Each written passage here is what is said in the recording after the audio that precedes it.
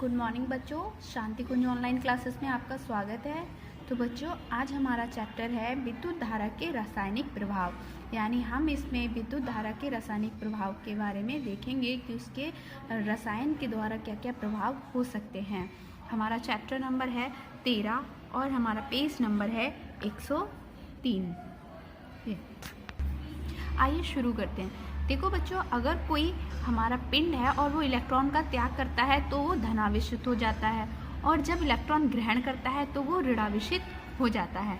माना एक्स हमारा कोई पिंड है और हमने इसमें एक इलेक्ट्रॉन निकाल लिया, तो अब इस पर चार्ज कैसा हो जाएगा? धनावेशित चार्ज हो जाएगा। यानी वो पिंड बनेगा, अब वो कैसा बन जाएगा? अब वो प्लस साइन आ जाएगा और इसे बोलते हैं धनावेशित साइन, धनावेशित आवेश। और जब हम एक इलेक्ट्रॉन ये पिंड अगर ग्रहण कर लेगा तो इस पर ऋणावेशित आवेश आ जाएगा, मतलब इसके ऊपर एक माइनस का साइन आ जाएगा, तो ये हमारा ऋणावेशित आयन हो गया। अब अगर हम क्या करें कि इन पिंड को आपस में एक छड़ के द्वारा अगर हम इन्हें जोड़ दें, तब आपको क्या फील होगा कि इसमें से जो इलेक्ट्रॉन जिसमें कम है वो जहाँ पर ज़्यादा था वहाँ पर आने की कोशिश करता है, और इस तरह से जब इनका आदान प्रदान होता है तो क्या होने लगता है? करंट फ्लो होने लगती है, धारा प्रवाहित होने लगती है। तो ये तो बेसिक फंडा था कि कैसे धारा फ्लो होती है इलेक्ट्रॉन के प्रवाह के थ्रू। तो बच्चों, अब हम पढ़ते हैं विद्युत धारा का उत्पादन, कि विद्युत धारा का आखिर उत्पादन कैसे हुआ, कैसे चलती है, ये तो हमने देख लिया अभी इलेक्ट्रॉन के प्रवाह के थ्रू, और अब उसका उत्पादन कैसे होता है वो हम देखते हैं।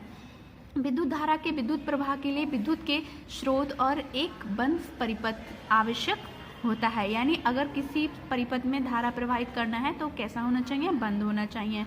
विद्युत सुचालक जैसे धातु से होकर प्रवाहित होती है, जबकि कुचालक से होकर प्रवाहित नहीं होती। ये हम सब ने पहले भी पढ़ा है। धारा द्रव से होकर भी प्रवाहित होती है। कई द्रव ऐसे हैं जिनसे होकर विद्युत प्रवाहित हो सकती है। हमें अक्सर सुझाव दिया जाता है कि विद्युत उपकरणों को भीगे हाथों से नहीं छूना चाहिए। हर कोई हमें मना करता है ना कि भीगे हाथों से अगर हम विद्युत के किसी उपकरण को छूते हैं तो हमें करंट लग सकता है, शॉक लग सकता है। यदि हम नम या भीगे हाथों से बिजली का स्विच ऑन करते हैं तो ऐसा संभव होता है कि हाथों में लगी पानी की बूंद स्विच के अंदर चली जाए और हमारे हाथ और बिजली के तार के बीच एक संपर्क स्थापित हो जाए। मतलब हमारे हाथ और बिजली के बीच में एक संपर्क हो जाता है, और इससे क्या होगा? हमारे हाथों पर लगे पानी में कुछ मात्रा में क्या होता है? लवण भी होते हैं, और लवण क्या होते हैं? ये विद्युत के सुचालक होते हैं। यानी इनमें से बहुत जल्दी धारा बहने लगती है। ये पानी को विद्युत का अच्छा सुचालक बना देते हैं। विद्युत के प्रवाह से शरीर को झटका लगता है, और यही कारण है कि हमें भीगे हाथों से बिजली का स्विच नहीं छूना चाहिए। क्यों? क्योंकि वो एक संपर्क स्थापित कर लेगा और वो एक सुचालक बन जाएगा। ये भी दर्शाता है कि विद्युत धारा द्रव से होकर प्रवाहित होती है या हो सकती है। विद्युत धारा हम कोई भी द्रव हो जैसे कि पानी वगैरह, उससे प्रवाहित हो जाती है या बहने लगती है। अब देखो बच्चों, यहाँ पर एक क्रियाकलाप दिया गया है। ये पता लगाना है कि आश्रित जल विद्युत का सुचालक है या नहीं है। आश्रित जल कौन सा होता है? जो एकदम से शुद्ध पानी होता है ना, जिसको हम आसवन के थ्रू बनाते हैं। तो देखो, ये एक्टिविटी आप ऐसे कर सकते हैं। एक सेल लिया हमने, और क्या लिया? एक तांबे की तार ली, एक बीकर लिया, आश्रित जल लिया, सेलो टेप बल्ब होल्डर से लगा एक वोल्ट का हमने बल्ब ले लिया, ठीक। और इसको इस तरह से हमने अरेंज किया। अब करेंगे क्या? बीकर को आश्रित जल से आधा भर दीजिए। सेलो टेप की सहायता से तांबे की तार ABC के छिले हुए सिरों को बल्ब से जोड़ दीजिए। A, B और C, इन तारों को जोड़ दिया। अब क्या करना है? तार B और C के नग्न सिरों को एक दूसरे से जोड़ दीजिए। B और C के तारों को जोड़ दीजिए। आप पाएंगे कि बल्ब जलने लगता है, जो दर्शाता है कि परिपथ के सभी भागों में विद्युत संचालित हो रही है। अब तार B और C के नग्न सिरों को आश्रित जल में डुबो दीजिए। आप पाएंगे कि बल्ब नहीं जलता है। अतः प्रयोग से निष्कर्ष निकलता है कि आश्रित जल विद्युत का चालक नहीं है। तो बच्चों, इससे पता चल गया आपको आश्रित जल विद्युत का चालक नहीं होता है। अब यदि आप बीकर से तार BC के सिरों को निकालकर आश्रित जल में एक चम्मच साधारण नमक उसमें मिला देते हैं, तो आपको क्या पता चलेगा कि जब BC के नग्न सिरों को नमक के घोल में डुबोया जाता है तो ये जलने लगता है। ये दर्शाता है कि नमक मिलाने पर आश्रित जल विद्युत का सुचालक हो जाता है, यानी नमक मिलाने पर विद्युत कैसा बन जाएगा, वो आश्रित जल सुचालक बन जाएगा और उसमें से धारा बहने लगेगी। यदि साधारण नमक की जगह 10-15 बूंदें कोई अम्ल या क्षार आश्रित जल में मिला देते हैं तब भी बल्ब जलने लगता है। इससे ये हमें पता चलता है कि अम्ल, क्षार और नमक ये सभी क्या हैं, विद्युत के सुचालक हैं, विद्युत को सुचालक बना देते हैं। उपरोक्त चर्चा से स्पष्ट है कि लवण, अम्ल और क्षार मिलाने से आश्रित जल विद्युत का सुचालक हो जाता है। यह एक क्रियाकलाप ये दिया गया है, ये दिखाना है कि विद्युत धारा के रासायनिक प्रभाव होते हैं और क्या क्या होते हैं। तो ये क्रियाकलाप आप खुद भी कर सकते हैं। विद्युत धारा रासायनिक परिवर्तन ला सकती है। आइए इस कथन की जांच के लिए एक क्रियाकलाप करते हैं। क्या आप जानते हैं विद्युत धारा जल में रासायनिक परिवर्तन कैसे करती है? जल स्वयं अपघटित होकर धनावेशित हाइड्रोजन आयन पॉजिटिव और ऋणावेशित आयन, जिनको ऋणावेशित हाइड्रोक्सिल आयन OH नेगेटिव बनाता है, किंतु ये अपघटन बहुत छोटे स्तर पर होता है। H पॉजिटिव आयन और OH नेगेटिव आयन की संख्या समान रहती है और जल विद्युता उदासीन होता है। जल का फॉर्मूला बच्चों क्या होता है? H2O। जब जल में विद्युत धारा प्रवाहित की जाती है तो H पॉजिटिव आयन ऋणावेशित प्लेटिनम सिरे की ओर आकर्षित होता है। यहाँ ये विद्युत आवेश प्राप्त कर उदासीन हाइड्रोजन अणु बनाते हैं।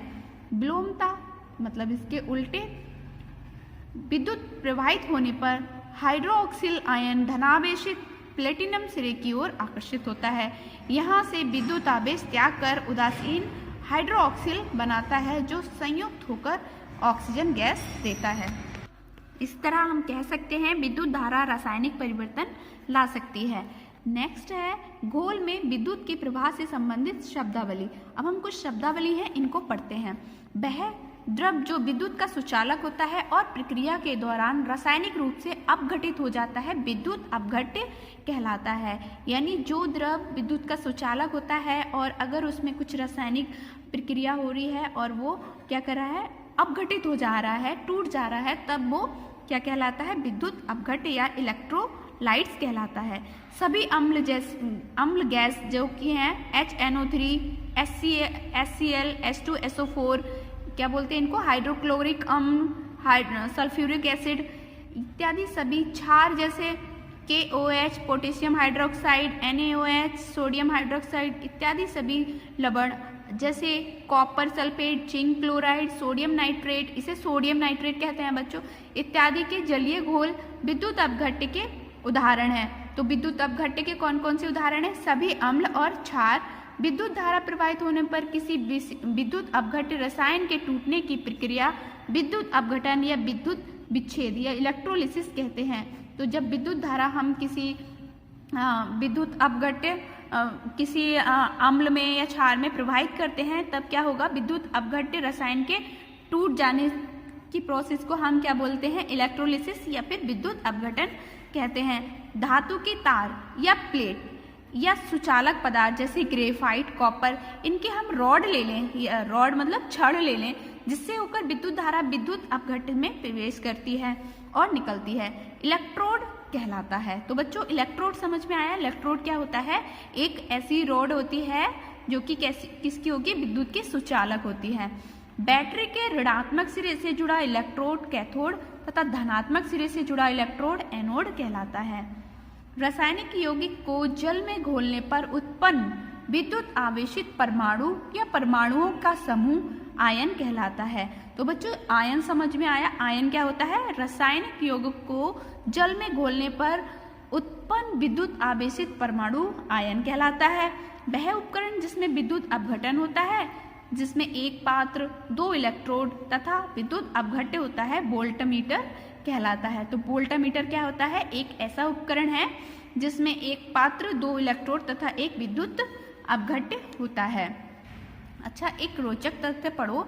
विज्ञान की वह शाखा जिसमें रासायनिक क्रियाएं और विद्युत के पारस्परिक संबंध का अध्ययन किया जाता है उसे क्या कहते हैं? इलेक्ट्रोकेमिस्ट्री कहते हैं।